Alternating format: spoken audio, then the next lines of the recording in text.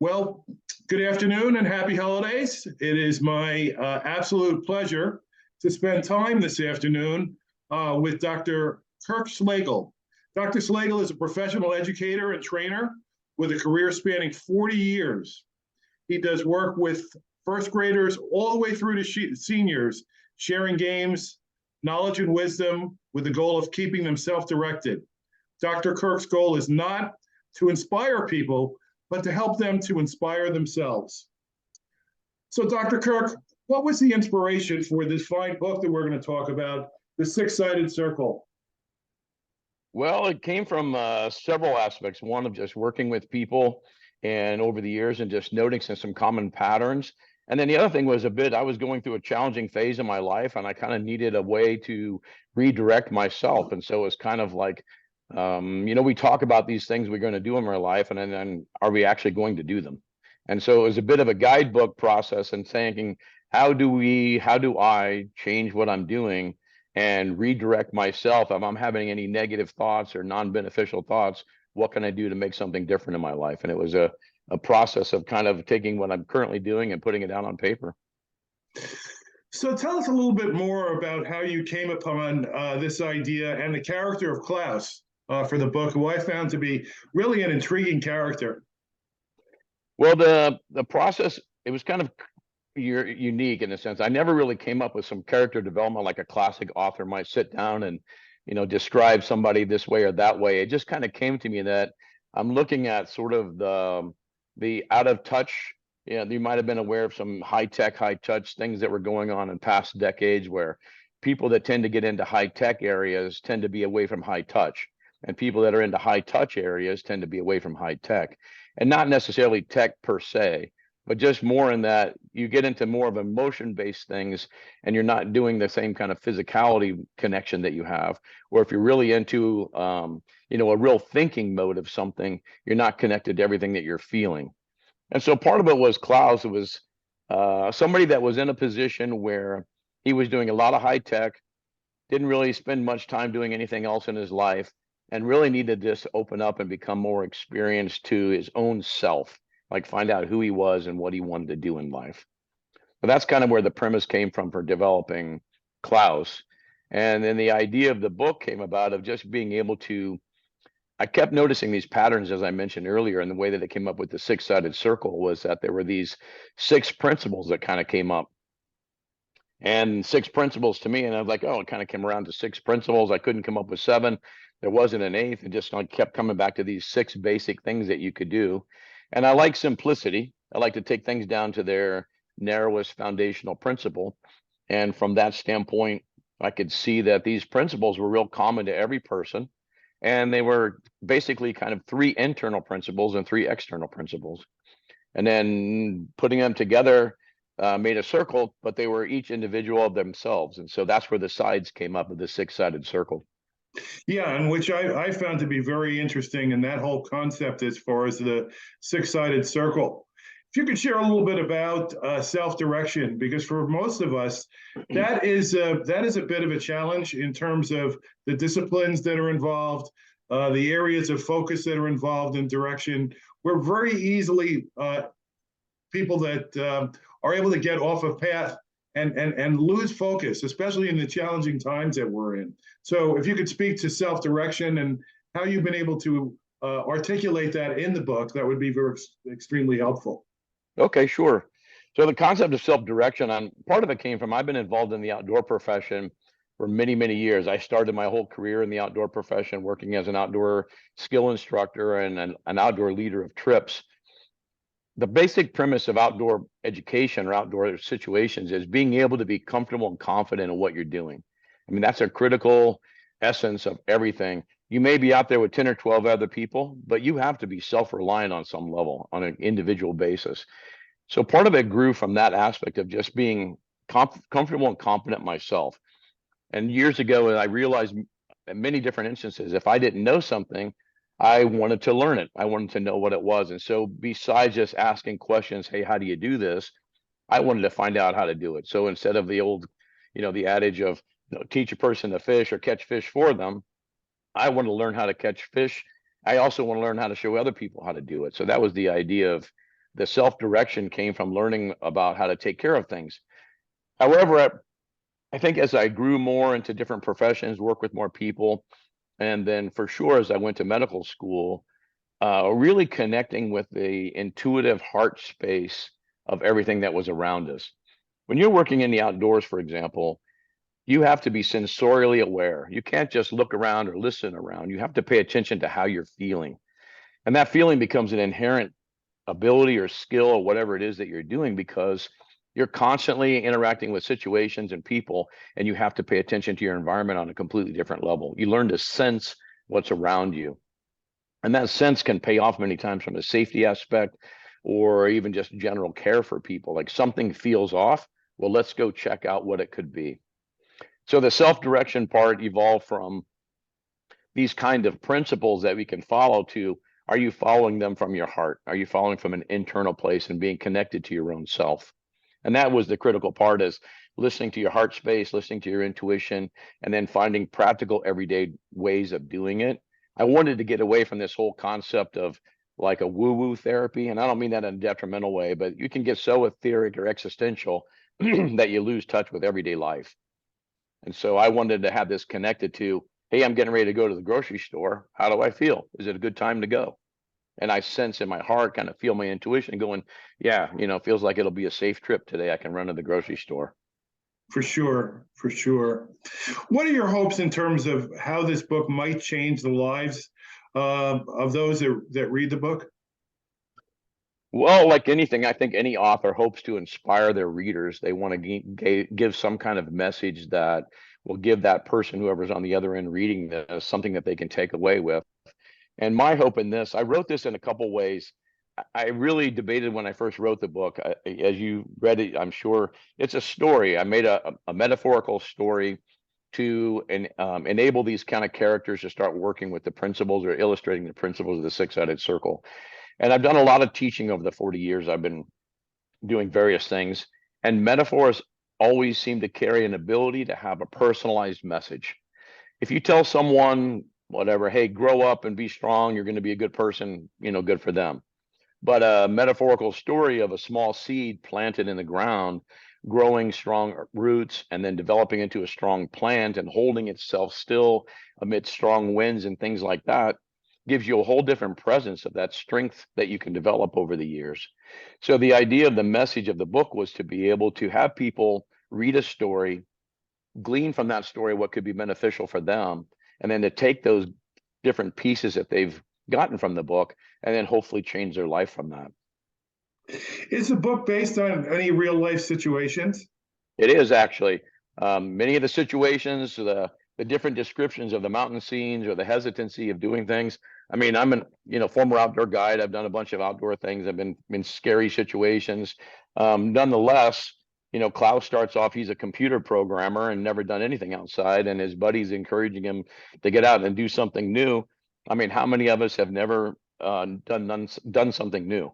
I mean, everyday life is something new, right? So no matter how skilled you are at one thing, there's always something new you can do at something else. So the idea is to be able to kind of bust out of whatever we've been doing. If you put your pants on every day with left leg first, put them on with the right leg and see what happens that day. Maybe something different will come about. For sure, for sure. Changing things up, a different mindset, especially going into the new year in just a matter of days. Well, what a perfect opportunity for someone Right. to read this book and for them to change their overall mindset, and maybe perhaps even add this to their New Year's resolutions. So, Doctor, tell us a little bit more about yourself. I've obviously had a chance to not only read the book, but read about you. But tell us a little bit more about yourself, your background, and then we'll get into some other questions. Okay, very good. Well, definitely your comment about the new year is right. I mean, every year is a new year, but I kind of think about every day being a new year as well, because your starting point, principle number one of the book is know when to start. And we tend to make New Year's resolutions, but every moment is an opportunity for that New Year's resolution, because you can start whatever you want from that point. So my background is I started off working in the outdoors when I was in college. I became an outdoor trip coordinator in Illinois. And one wouldn't think Illinois would be an outdoor mecca, but I was actually involved in Illinois State University's outdoor program, which at the time, back in the 70s and 80s, was one of the best outdoor programs in the country. And we just did a lot of trips and travel to the surrounding states where there are a number of outdoor things. And I guess that's one thing great about the outdoors too. You don't have to be hitting the summit of Everest to have a great outdoor experience. A local park or a basic walk around the neighborhood sometimes can be just enough time exposing yourself to the outdoors. But I found just from being outside that it helped clear my and the people that I led on trips, minds and hearts. We communed better, we hung out better, we talked better, we sat around the fire sharing stories. It was just a way to be connected to people and share time, which we never do or hardly ever do. And so I started off in the outdoor profession, just finding out really what kind of benefit people glean from being outside. And I thought this is something that I want to do. And I became an outdoor leader. Finished college, went to Connecticut, ran an outdoor program out in Connecticut for about 6 years, traveled all over New England. And in the process of doing so, I became certified in wilderness medicine. There's a company up in New Hampshire that used to teach wilderness medicine. They would come down and teach us, so we'd have some first aid training for the outdoors. And I got to know the folks up there in New Hampshire. And after some years of working at the outdoor program, I decided I'd like to go work with them. So I contacted them and they said I could come join the team. So I moved to New Hampshire and became a wilderness medicine instructor. I worked full time up there teaching all over the eastern United States and became a wilderness EMT, worked on an ambulance and also in the ER and did backcountry rescues with the backcountry rescue team up there. And that was kind of my impetus being involved in medicine. I was teaching all the time. So I got a master's of education from Antioch University down in southern New Hampshire. And since I was teaching so much, I thought that would facilitate that.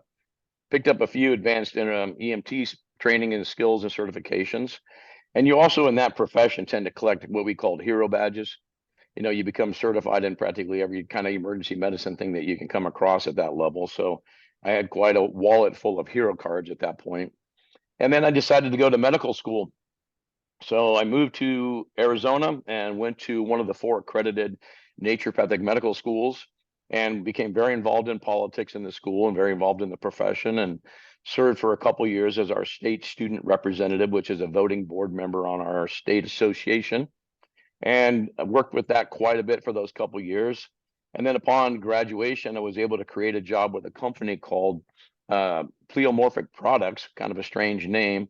It's a German division in the United States of this homeopathic company that made medicines out of different bacteria and fungi, like a really quite unique concept based on 100-year-old different types of research about how microbes interact in the body. And because I'd done so much teaching over the years, within a very short period of time, I became an international speaker for the company. I was traveling all over the United States, teaching and presenting at dental and medical conferences. And then the Canadian distributor hired me to teach up there. And I went down to Mexico and taught at a clinic in the Bahamas a few times as well. And did that for quite a number of years. Switched out of that gear, and I was actually teaching part-time at my kids' school, doing some movement and PE classes at a Waldorf school.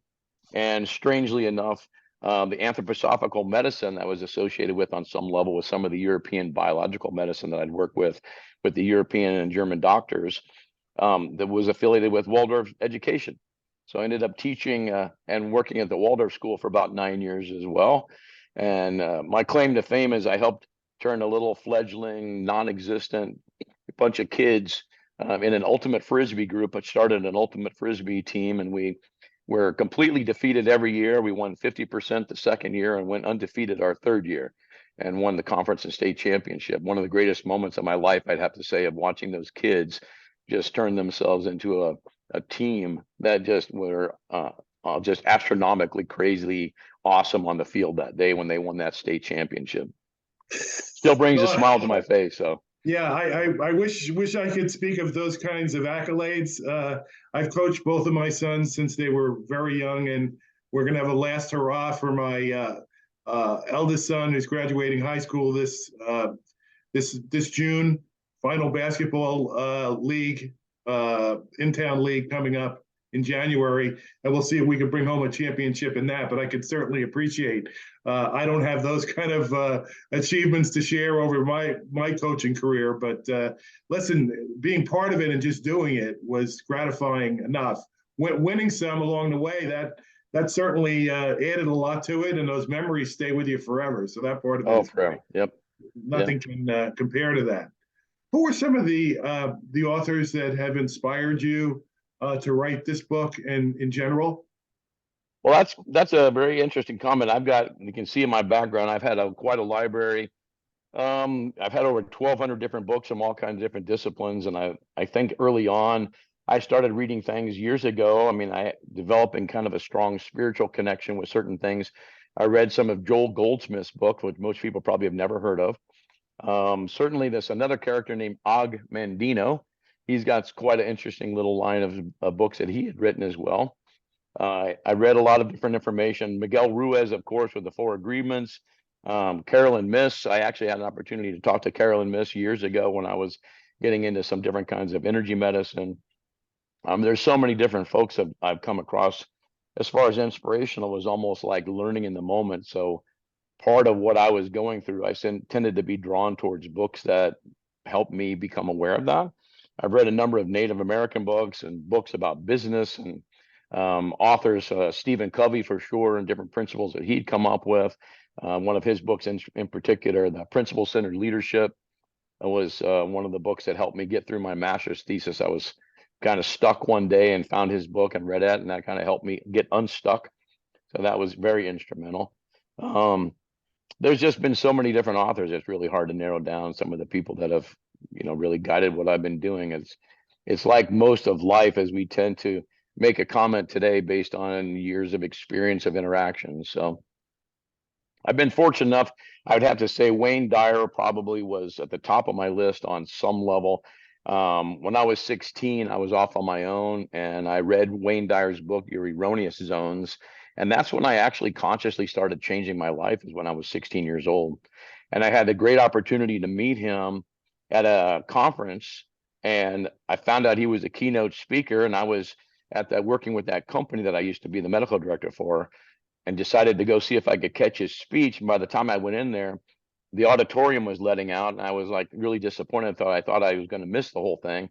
So I opened the auditorium door, and he was the only one left inside and was just finishing up at the podium. As he was walking down the hall, I was able to walk right up to him, shake his hand, tell him how much I appreciated his book that I'd been in touch with so many years earlier, and how much reading that book had changed my life. So not only did I get to meet him, but I had a one-on-one shake-handed point right in front of him that gave me the connection that I'd had from my 16-year-old inspiration. So that was really quite an honor. That was kind of like a moment of moments for me, actually, to meet Wayne Dyer and shake his hand. Also, Richard Bach. I've read some of Richard Bach's books years ago they're pretty interesting. The Adventures of a Reluctant Messiah is kind of fun to read. So yeah, quite a number of folks. Yeah, and I had a similar experience with Wayne Dyer, and having opportunities being on the circuit at the conferences and trade shows, of just being in the right place at the right time, and sharing with someone who has really made an impact. And I've been fortunate enough with being involved in doing these Q&As to not only speak to and engage a number of brilliant practitioners like yourself, but the chance to speak to them about their books, the inspiration behind them, but being able to have that one-on-one time and share with these individuals how much it's meant, with them putting their life's blood into writing these books. It's just incredibly gratifying to go through that exercise. Any plans for a next book, another book? Well, I have several things that I've been wanting to write. Life always gets in the way of life, as it is. And so the book that I wrote here, The Six-Sided Circle, took me 6 years of part-time writing and trying to figure things out. I've done a lot of writing over the years, but never written a book. So I actually had a friend who's done some editorial work help me with this one. Probably needs a little touch up here and there, but it was a good exercise and a first experience. So I have some additional books. There's a relationship book that a buddy of mine and I were working on that I'm trying to resurrect if I can get the time. There's a couple wilderness medicine books I've been trying to look at getting done. I've got about, I don't know, half to three quarters of those. And then I've had a number of folks talk to me about the Six-Sided Circle and request, hey, can you give us a prequel or a sequel to like what's going on with it, and how Selena, who's the savior character in the book, how she came about to have her skills. And so I've been kind of contemplating over the last couple of years how to pull these different things together as well. I'm sure you'll figure it out, and I'll be one of the first to pick up a copy and want to read that. So Doctor, where can people gain access to purchase the book, find the book, get access to get a copy, certainly in advance of the first of the year? Well, right now it's available on Amazon, and I actually think Amazon's also running a special on them, so you can get a good price on it. It's on there available as an ebook as well as a printed version. I have copies as well. If somebody wanted to send me a request at drkirkwellness.com. That's drkirkwellness.com. That's my email address, and I'd be happy to send you a personalized book for the cost of the book and shipping. We can take care of that as well. So those are the two places right now where they're available. Yeah, or if anyone is listening, as we put up the archive version of the talk, feel free to reach out to me as well, and we'll make sure that we get you a copy in advance of the first of the year. I have to tell you again, Doctor, this is one of the books. This was one of the quickest reads because of how engaging and interesting it is. And normally they say, don't read a book that's too interesting before winding down for bed. And I ended up finishing the book in about 2 days because it was that interesting, and it kept that much appeal for me personally. So congratulations on really a wonderful book that you've written. I look forward to the follow-up to this and for us to have an additional conversation down the road. So there again, if anyone is interested in purchasing the book, reach out to the doctor directly. Feel free to reach out to me, and it is available via Amazon. So with that being said, Doctor, it's been an absolute pleasure. Happy holidays to you and your family. And I look forward to reconnecting, and perhaps we can get you to one of the trade shows in 2023 and get you to sign some of these books and meet people that enjoy it at one of these conferences around the country next year. Well, thank you very much, Greg. I appreciate you taking the time to do so, and that would be awesome. My whole goal is like, if I can offer some kind of level of opportunity for people to inspire themselves, that'd be great. So if I can, whatever I can do to assist in that would be excellent. Fantastic. Thank you again, Doctor. Look forward to meeting you in person. Thank you, and have a great day. You too.